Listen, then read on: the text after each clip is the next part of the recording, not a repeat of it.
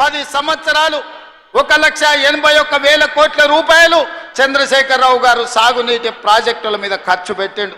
అందులో 1,02,000 కోట్ల రూపాయలు ఒక్క కాళేశ్వరం కట్టడానికి వాడి 1,00,000 కోట్లు పెట్టి కట్టిన కాళేశ్వరం 3 ఏళ్లనే కట్టుడు 3 ఏళ్లనే కూలుడు జరిగిపోయింది. ఇప్పుడు ఆ కూలిన దాన్ని మొత్తం తీసేయాలంటే మళ్ళా ప్రభుత్వానికి 1,000 కోట్ల రూపాయలు ఖర్చు అయ్యే పరిస్థితి వచ్చింది. ఆయన తీసుకొచ్చి అప్పచెప్పిన దరిద్రం అది కాళేశ్వరం కాదు, అది కూలేశ్వరం అని చెప్పి ఈరోజు నేను మిత్రులకు చెప్పదలుచుకున్నా. మీరు ప్రాజెక్టు లేడగట్టిండ్రు, రిజర్వాయర్ లేడగట్టిండ్రు.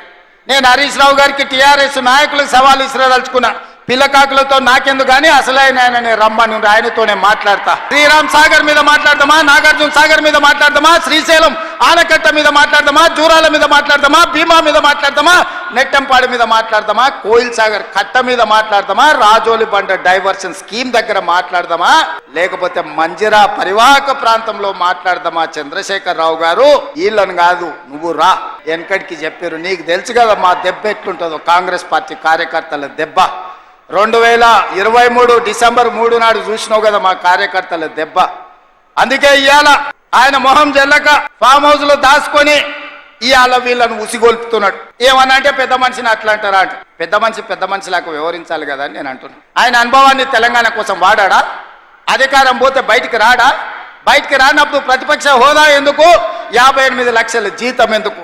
15 నెలల చంద్రశేఖరరావు గారికి తెలంగాణ రాష్ట్ర ప్రభుత్వం 58 లక్షల రూపాయల జీతం. మీకు అనుభవం ఉందంటుండ్రు, మీకు అపారమైన జ్ఞానం ఉందంటుండ్రు, 80,000 పుస్తకాలు చదివిన విజ్ఞాన గని మీరు అంటుండ్రు. మీ అనుభవము మీ విజ్ఞానము తెలంగాణ ప్రజల కోసం ఉపయోగించరా అని నేను అడుగుతున్నా. మీరైతే 1,00,000 కోట్ల రూపాయలు సంపాదించుకున్నారు, టీవీలు పెట్టుకున్నారు, పేపర్లు పెట్టుకున్నారు, ఫామ్ హౌస్లు కట్టుకున్నారు. నువ్వు గజ్వేల కట్టుకుంటే నీ కొడుకు జన్వాడలో కట్టుకున్నాడు, నీ అల్లుడు మొయినాబాద్లో కట్టుకున్నాడు, నీ బడ్డ శంకర్పల్లి దగ్గర ఫామ్ హౌస్లు 100 ఎకరాలలో కట్టుకున్నారు.